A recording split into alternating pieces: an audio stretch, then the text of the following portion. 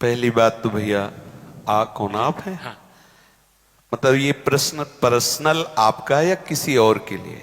हाँ, क्योंकि हमारे यहाँ पर्सनल ही वार्ता होती, लोक व्यवहार की नहीं। इसमें कोई शर्माने की जरूरत नहीं। इसमें आपने लिखा व्यसन में डूब करके जो कुक्रिया करते हैं एवं उनसे होने वाली जो खराब परिस्थितियां वह कैसे ठीक हो। पहली बात, हम जो व्यसन करते हैं उसे हमें छोड़ना चाहिए, क्योंकि जिस आप खुद स्वीकार करते हैं कि व्यसन से प्रेरित होकर ही शास्त्र विरुद्ध आचरण हो रहा है, वो किसी भी तरह का कोई व्यसन हो। बहुत ध्यान से सुनो, इधर उधर नेत्र मत चंचल करो। सबसे पहले हम माने हुए व्यसन का त्याग करें, क्योंकि वो त्याग नहीं करोगे तो व्यसन में एक प्रमाद स्थिति पैदा करने की ताकत होती है। थोड़ी देर में ही वो एक ऐसे प्रमाद पैदा, आप कोई भी व्यसन करो तो वो व्यसन आपको उन्मत्त करेगा अपने प्रभाव से और प्रमाद स्थिति में लाके वो आचरण करवा देगा। हम पहले व्यसन को छोड़ें। दूसरी बात, जिसे हम जानते हैं कि ये कुत्सित क्रिया है, उस क्रिया को छोड़ें, यद्यपि है बड़ा कठिन। जैसे आपकी स्थिति है, आपने अपने आप को खोखला कर दिया। ये जो आपने कुक्रिया शब्द लिखा हो, आपका जो दर्शन अनुभव करा रहा है, अब आप लाख कोशिश करेंगे तो आपको बार बार मन प्रेरित करके परास्त करने की कोशिश करेगा, आपको ऐसी स्थिति पैदा करेगा कि आप फिर उसी क्रिया पे आ जाएं।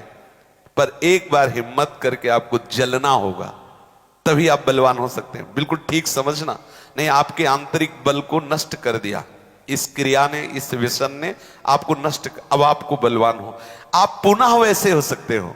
कितनी अवस्था है आपके शरीर की? है 30। कोई बात, अभी चांस है, अभी आप सुधर सकते हो।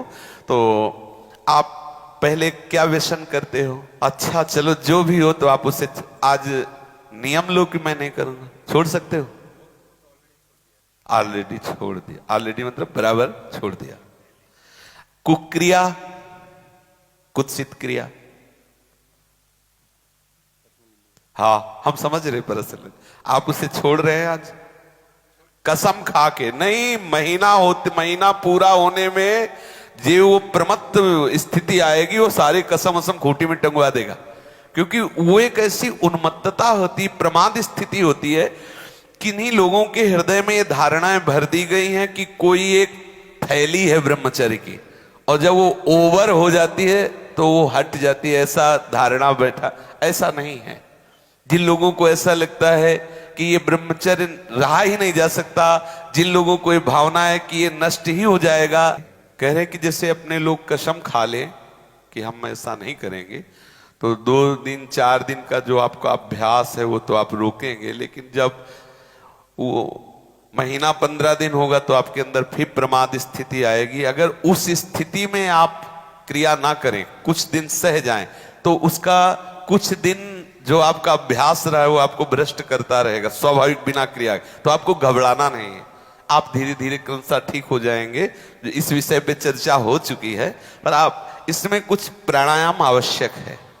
किसी योगी जो प्राणायाम के गुरु हैं उनसे आप मिल करके, क्योंकि हम तो वृंदावन के राधा आशिक हैं, हम ये फुस फसत सिखाते नहीं हैं। तो किसी योगी से प्राणायाम कुछ सीख लें, और कुछ व्यायाम, देहाती व्यायाम जैसे दंड बैठक, दौड़ लगाना आदि को, मतलब हमारी प्राण शक्ति को थोड़ा सा व्यायाम के द्वारा एक बल मिलता है।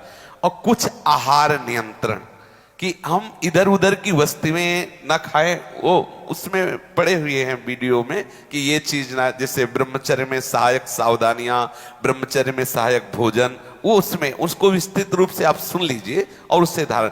मुख्य बात है चिंतन बदलना, ये सब गौड़ बात है, मुख्य बात है चिंतन बदलना। यदि हमारा चिंतन विषय लोलुप बना रहा तो चाहे जितना सात्विक भोजन करो, चाहे जितना आप नहाओ धो पवित्र व्यायाम सब, लेकिन आप रोक नहीं सकते, क्योंकि चिंतन है।